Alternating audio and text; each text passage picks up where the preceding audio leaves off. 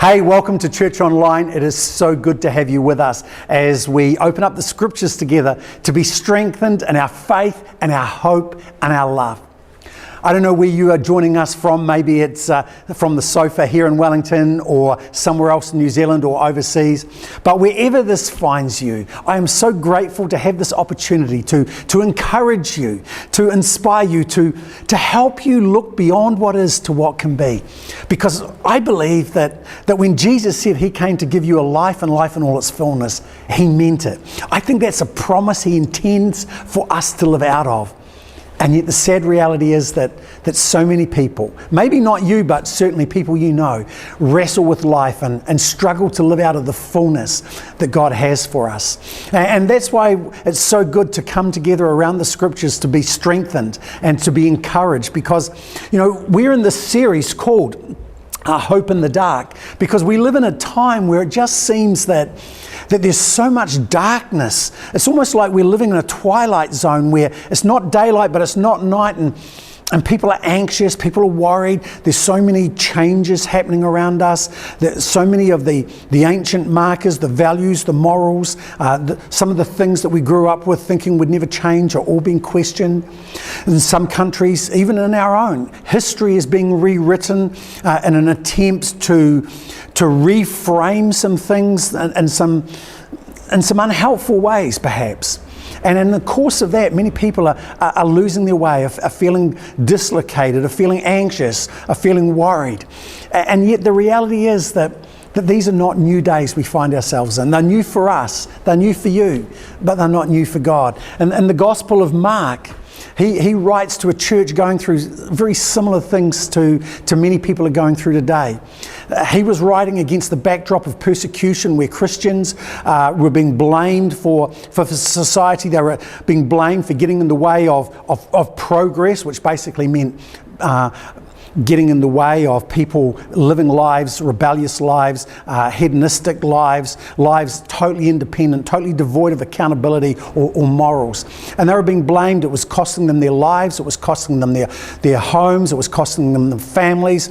And people were asking, God, where are you in the midst of this? Where's my hope in the midst of this? And so Mark writes to the church to encourage, to strengthen them by introducing them to the person of Jesus in a very real way. Instead of giving a long historic account, he says, this is who Jesus is. And then he goes on with the parables and the miracles to help us understand, you know, because of who Jesus is, this is what it means for us. This is what he does for us, and this is why. And if we would just live out of that, then no matter what's happening around us, we will be people of hope. And that's one of the things we believe here at ALC. We believe we're called to be hope carriers.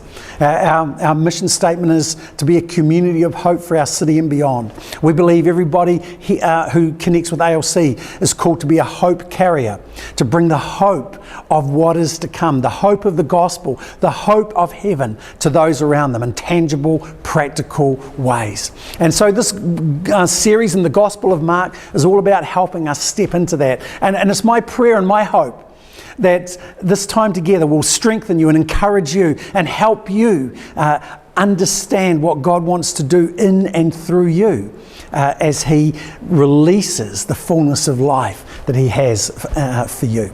So we are in chapter 6, verse 31. Let's jump straight in. Then Jesus said, let's go off by ourselves to a quiet place and rest a while. Notice this is after he'd sent out the disciples. He'd sent them out to do ministry, to heal the sick, to cast out demons. They'd had a busy time. They'd ministered to crowds. They'd been traveling. They come back. They report to him. And so he says, let's go and get some rest. And this is because there are so many people coming and going that Jesus and his disciples didn't even have time to eat. So they left by a boat for a quiet place where they could be alone. But many people recognized them and saw them leaving. And people from many towns ran ahead along the shore and got there ahead of them. Just imagine, you know, you're looking forward to some rest and something to eat after a long day in fact, it's been a long few days of work. only to get to that place where you are looking forward to putting your feet up and finding there is still more people who want you. Imagine what that must feel like. Jesus saw the huge crowd as he stepped from the boat, and he had compassion on them because they were like sheep without a shepherd. And so get what he does in response to that. He began teaching them many things. Just think about that. There's this the picture there that Mark is painting. The disciples are tired, they're hungry. They've been so busy. They have been meeting the needs of others. And Jesus is in that same boat. And they decide that they need to get away. They need to get rest. They need to replenish themselves, ready for the next season of ministry. If they're going to give of themselves, they need to make sure there's something there to give. And so Jesus says, come away with me, let's rest, let's get some food. Only the crowd comes, and notice his response. He's tired, he's hungry, but he doesn't get frustrated or angry. You see, no matter what is happening in your life, no matter what is going on, no matter how you may feel, Jesus is never too tired for you. He's never too busy for you. He will never push you away. Never think that God is too busy for you. Never think there are bigger things in the world for him to attend to than to attend to you, to give you time, because that's not the case. Jesus was tired, he was hungry, he wanted to rest, and yet when people came, he began teaching them. And note, Mark doesn't tell us really, he doesn't go into any detail what he taught, because that's not the point of Mark. The whole point of Mark is to remind us of who Jesus is, and part of that is he focuses on the kingdom that's among us and what it means to live out of that. It means to live out of it in particular ways, and that's why it's not so much the teaching that Mark focuses on, it's the kingdom presence, it's the miraculous, it's the supernatural. So he goes on. Late in the afternoon, his disciples came to him and said, this is a remote place and it's already getting late. So they'd gone away, maybe they'd got there in the morning, we don't know. And the crowds have been there, the sun's going down. And the disciples say, this is a remote place, it's getting late, so send the crowds away so they can go to the nearby farms and villages and buy something to eat.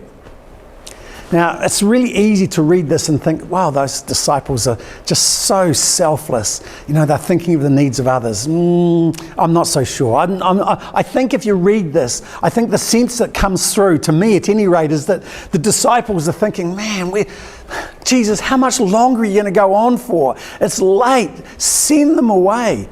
Only they don't want to say to Jesus, you send them away, we're tired. So they come up with this sort of excuse. Look, send them away so they can go and get food to eat. They weren't so much concerned about the hunger of the people there. They were more concerned about themselves. And so look how Jesus responds. But Jesus says, you feed them. Now, remember when Jesus sent them out, he says, take no money. And so look how they respond. With what? We have to work for months to earn enough money to buy food for all these people.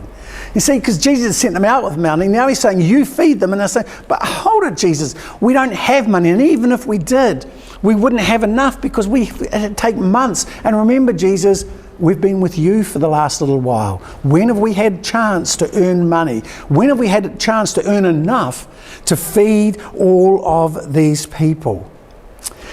And I love this verse because, remember, Mark is writing to encourage, to inspire hope. And he's reminding them of who Jesus is. And so the moment they protest, you get the sense that Jesus is setting them up to do something incredible. Jesus is setting them up for a miracle. Because remember, he hasn't brought them here for no reason. Jesus brought the disciples to this place to give them rest.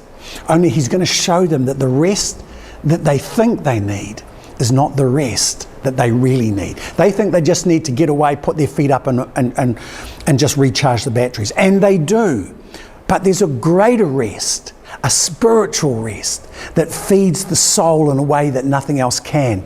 And because he's brought them aside to show them his rest, you know that there's a miracle that's about to happen. He's about to show them what true rest looks like. You see, whenever you see something like this, you know a miracle is about to unfold, because there's a pattern in Scripture. I think Mark records this because he's wanting to remind us of God's faithfulness and the way that God moves. Back in Numbers 11, when the people in the Exodus in the desert are wandering and they're crying out, we don't have enough food. And so Moses goes to God and he says, even if we butchered all our flocks and herds, would that satisfy them? Even if we caught all the fish in the sea, would that be enough? And then the Lord said to Moses, has my arm lost its power? In other words, do you think I've brought them out here to abandon them? Do you think I've brought them out here to let them starve? Do you think that I'm not capable of looking after them in the desert? I'm only capable of looking after them in Egypt? Now you will see whether or not my word comes true. You see, there's a pattern in Scripture about how when we think we just need food, God is going to satisfy us. But in doing so, He's going to point to something greater, how He wants to satisfy a spiritual need. In Kings, there's the story of Elijah, Elisha, and the prophets of the school of prophets have come, and they are hungry. They've been with him, he's been teaching, they've been following, and there's no food. And his servant, he tells his servant Gehazi to feed them. And the servant says, feed 100 people with only this. They've just got a few pieces of bread. But Elisha repeated, give it to the people so they can eat. For this is what the Lord says, everyone will eat, and there will even be some left over.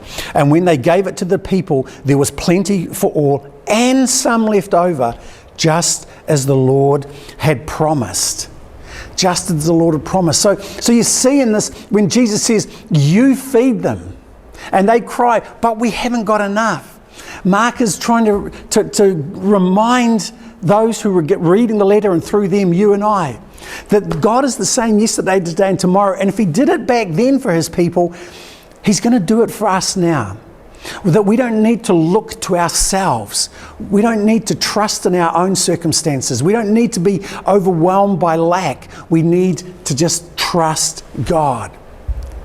Not only that, in Isaiah, we read, is anyone thirsty? Come and drink, even if you have no money. Come take your choice of wine or milk. It's all free. Why spend your money on food that does not give you strength? Why pay for food that does you no good? Listen to me and you will eat what is good. You will enjoy the finest food.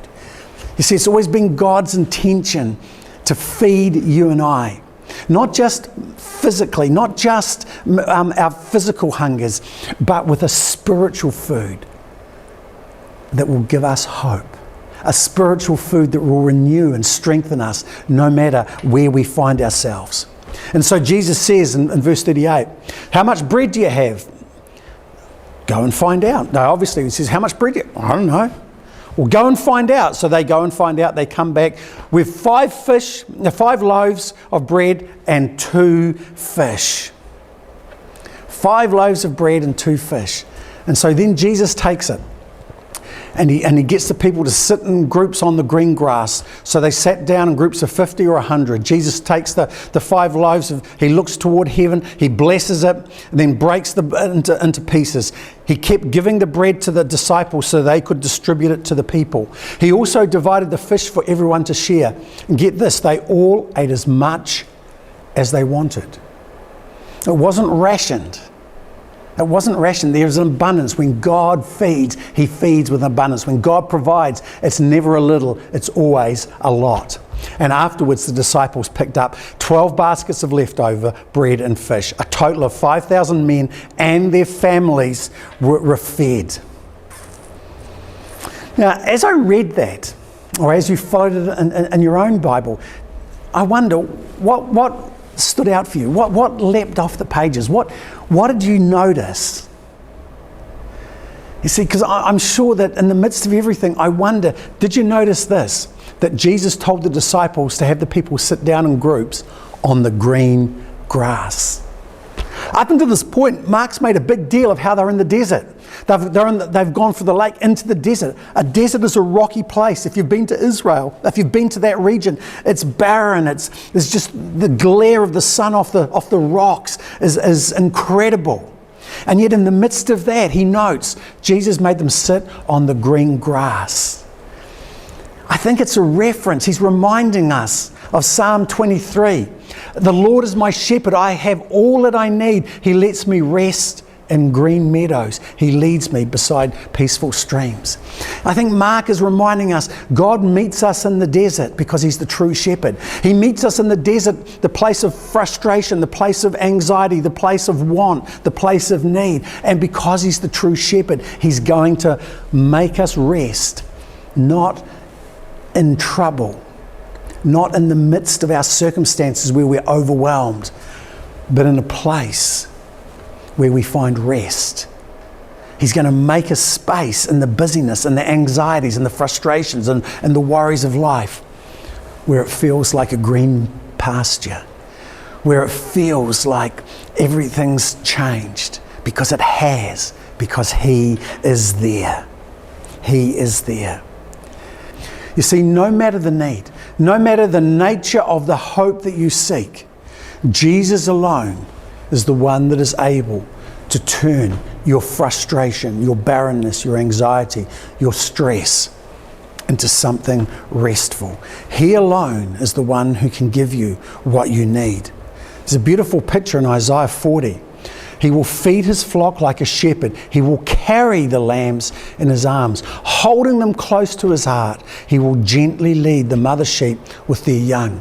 It's a beautiful picture of the true shepherd who steps into our circumstances, into our brokenness, into our stress, into those times when we're overwhelmed and we feel we can't go another inch. And those times when we're so anxious and so scared, and at times where we feel lost and bewildered and not sure where to go. He comes and he picks us up as the true shepherd and holds us close to him and leads us to where we need to go.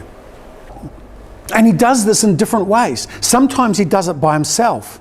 You know, I'm sure that some of you, there's been times when you felt so overwhelmed, so lost, so confused, so just, I don't know what to do, where you've cried out. And in the midst of crying out to God, you've just felt this peace begin to take hold of you, and somehow things change. Somehow you begin to feel an ease within your soul, and the burden doesn't seem to be as great, and you're no longer as anxious as you were, even though nothing's changed. It's because the shepherd has come to hold you close to his heart in your time of need, so that he can rest you and restore you and begin to equip you, to strengthen you for what is next.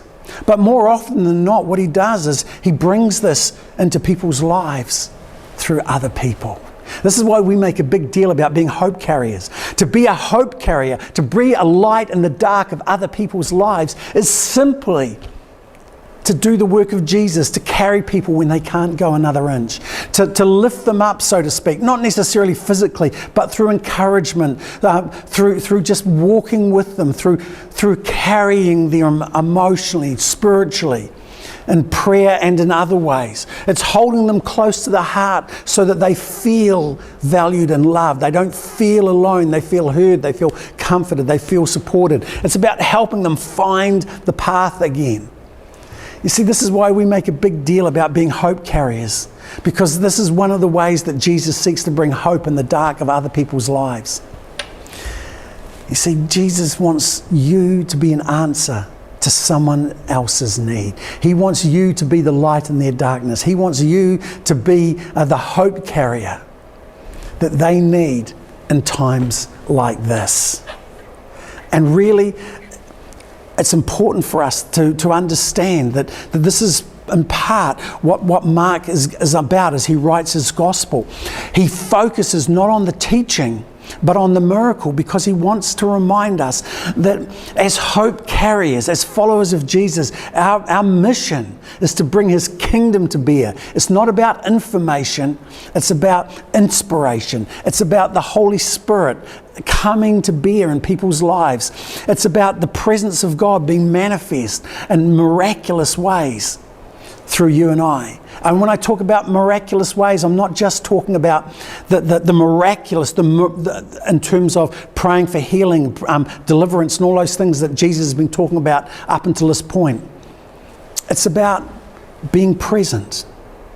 It's about the encouragement. It's about the comfort. It's about speaking hope into people's lives. And the world needs it, because it's so easy to sit on the sides of life at the moment and to catalogue everything that the government's doing wrong, to point out all of the things that people aren't doing and what they should be doing, and all those sorts of things.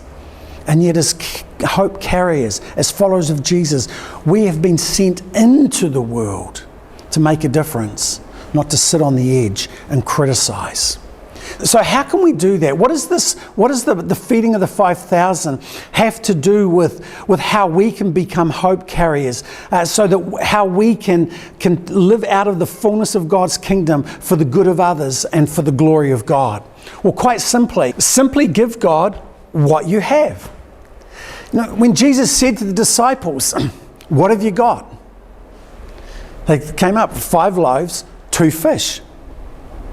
And they gave it to Jesus. And the disciples, when they handed over these 5 loaves and 2 fish, you know what was going through their mind. They are looking at each other thinking, this is not enough. This is not enough for us, let alone for 5,000 and their families. And yet they gave it over to Jesus. You see, and Jesus gave thanks to God for it. You see, a little is a lot in the hands of Jesus, but a little is always a little in your hands and mine. What we have, we simply need to hand over to Jesus. And once we hand over what we have, then Jesus is able to multiply it.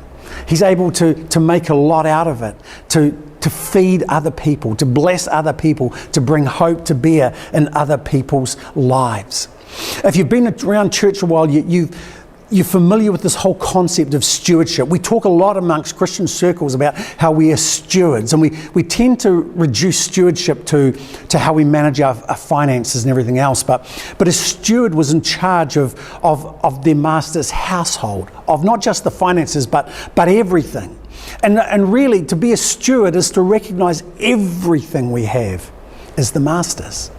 And so to steward what we have is to recognise whether we have a little or a lot. When we give it to God, it's always going to be multiplied. It's always going to be enough in His hands for whatever need is before us. Whatever those around you need, God can provide if you just offer Him whatever it is you've got. You may have people at work, you may have people in your family, you may have people in your neighbourhood who are just so overwhelmed at the moment, and you think, I am not equipped to encourage them, to bring hope to bear. I don't know where to start.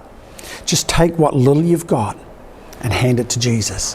Lord, I don't know what to do, but I know how to comfort a little, so would you use that? And just knock on the door.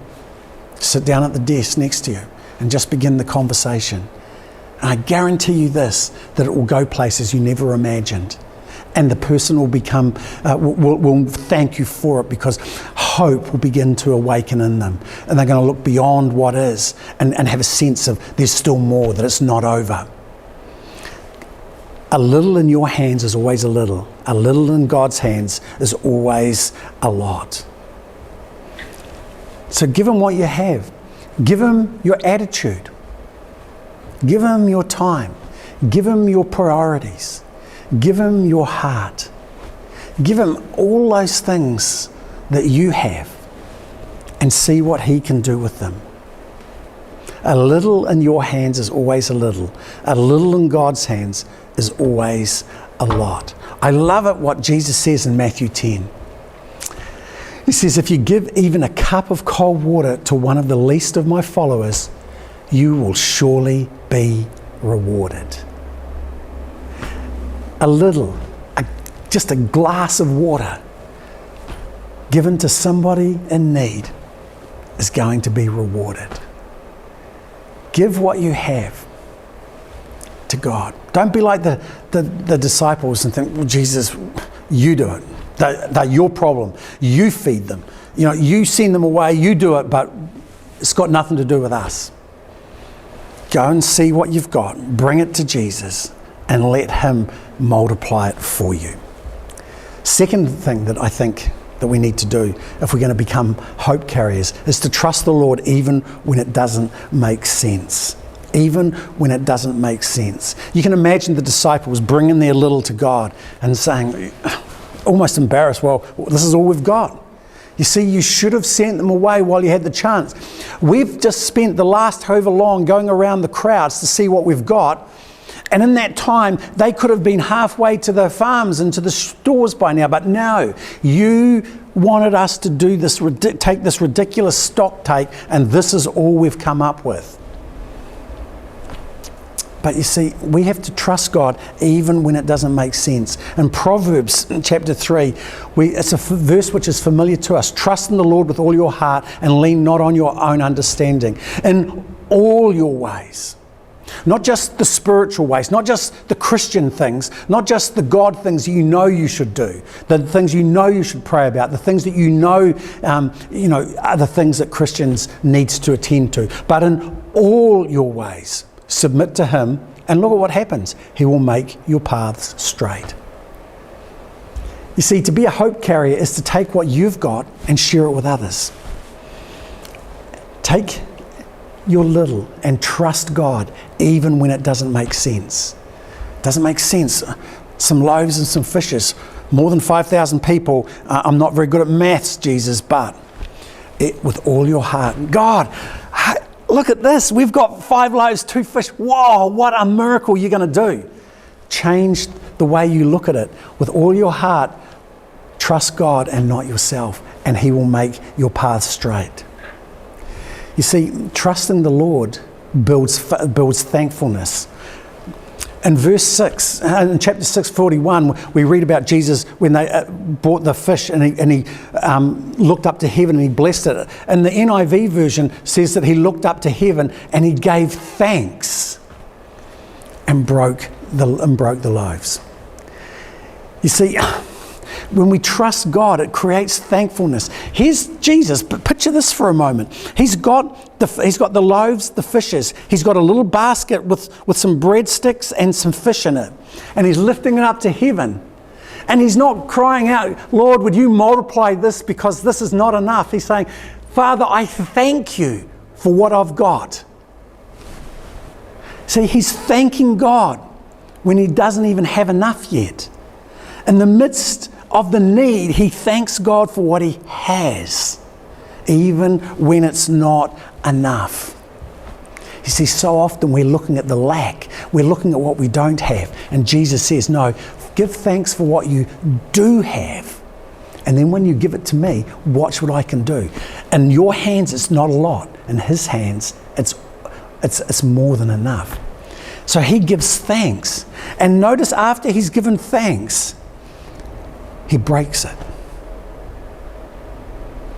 Isn't it true that so often that when we want God to do something, that when we ask God for a breakthrough, when we ask for God to move on our behalf or to move in this situation or that, and we cry, we pray, we do all sorts of things, and so often, isn't it true that it seems to get worse? You see, so often what happens is that before the miracle comes, there has to be a breaking. So often what happens is that God has to break something in us. God has to break an attitude. God has to break a perception. God has to break a faith barrier. God has to do something in us to get us to let go of our own understanding in order to build faith. He has to break behaviours. He has to break things. So I've prayed for marriages and they've gone like, I didn't think they could ever get worse, and they got worse before they got better. But God had to break some things so that he could begin to put it together in a new way, because simply to put it together the way that it was going to change nothing. So he had to break it so that it couldn't be put together the way that it was. But they were in a position now to be reassembled, so to speak, in incredible ways. And the marriages are amazing compared to what was. Whereas if God had just said, okay, I hear that cry, I'm going to put it back together, we just would have had a delay of the inevitable. You see, so often what happens is God will break us in order for us to step into real hope. A hope that is not born of us, but born of God. A hope that can now overflow and bring hope and life into other people. When you cry out to God in the darkness, when you're overwhelmed, when you're anxious, lean not on your own understanding. Don't think, God, it's got to look like this. God, you have to do this. God, you have to do that. Just give thanks for what you have and trust God. And in the midst of that, understand He may well break you. But not break you for the sake of just showing you how weak you are, but breaking you in order to be able to reveal what needs to be revealed, because you are more than enough. Only you're trying to be something else. You are more than enough, and God wants to reveal that. He's got to change some things inside of you. You see, it's in the broken places that we learn to trust God. It's in the broken places that we learn to really step into the fullness of our faith. And that's when true hope comes. That's when true life is lived. Because it's no longer lived out of our understanding. It's no longer lived out of our strengths of ourselves. It's lived by faith, trusting God no matter what. And the third thing is simply to take time to reflect on what Jesus is doing in your life. You see, if we're going to be hope carriers, if we're going to discover God's hope for us and overflow that into other people's lives, we need to learn to take time and recognize where God is at work in our lives and to focus on that. You see, so often what happens is we look at what God is not doing and we miss what He is. The reason that Mark wrote his account of Jesus and His kingdom coming was to remind people because of who He is and what that means, because they were sitting there thinking, God, we've followed you, we sacrificed for you, and they're crying out, God, where are you? Why aren't you responding? And they were looking at what was not happening and forgetting what had happened, forgetting who Jesus is and forgetting what that means and forgetting the way that He had already done so much in their lives. You see, there's something inside of all of us that in times of stress, anxiety, when we feel overwhelmed with life, that our natural instinct is to cry out to God, and when He doesn't answer, we begin to go into despair and think, God, where are you? Why haven't you? And that's what the disciples in the early church were doing, and it's what we do today, and yet the miracle helps us recognize that if we are going to live with hope, if we're going to live out of the fullness of God's kingdom, if we're going to really be all that God calls us to be, we need to not base our faith on what... We need to base our faith on who Jesus is, not simply what He has done for us. And the easiest way to do that is to constantly reflect on your journey with Him, and to recognize Him and learn to see Him through the little things as well as the big, because that's going to build your faith, it's going to build your confidence, it's going to build your hope.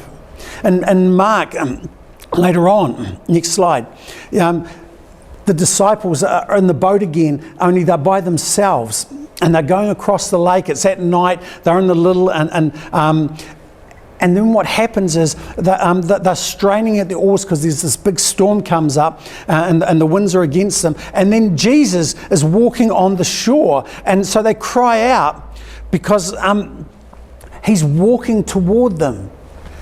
And they're terrified. And so Jesus says, don't be afraid. Then He climbs into the boat with them and the wind died down. They were completely amazed. Why were they completely amazed? For they had not understood about the loaves, and their hearts were hardened.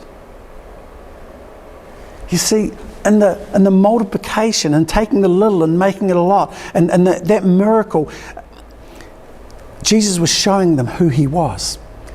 He was the great shepherd.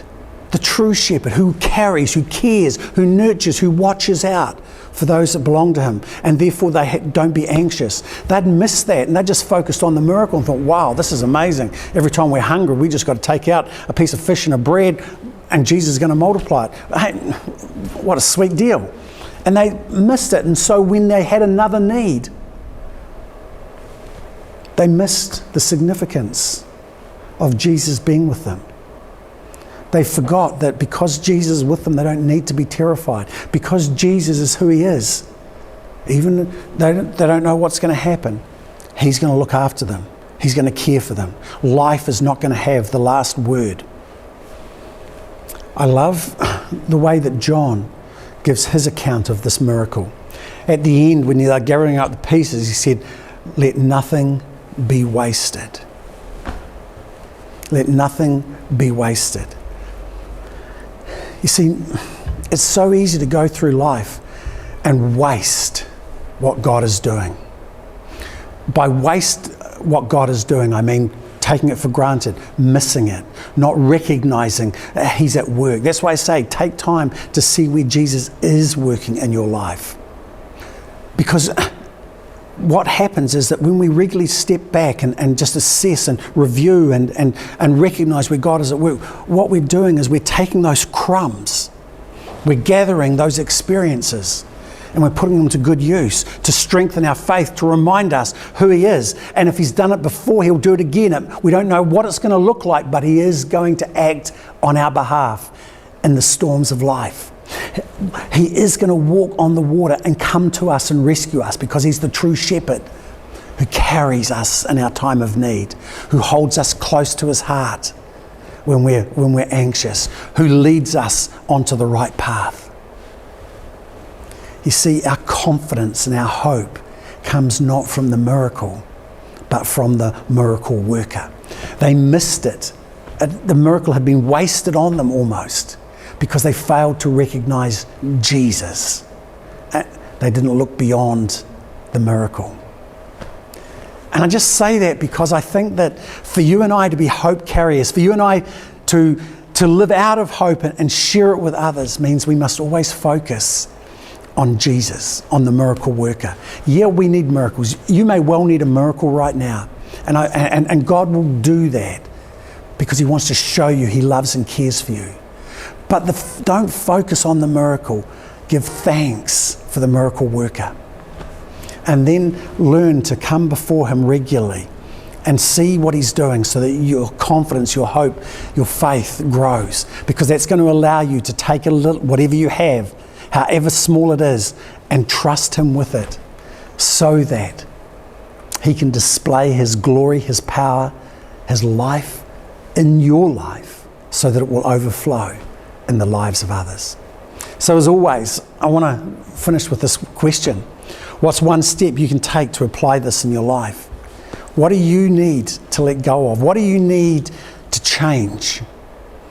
What do you need to start doing? Maybe you've been so focused on having your needs met that you forgot the person who alone can meet them.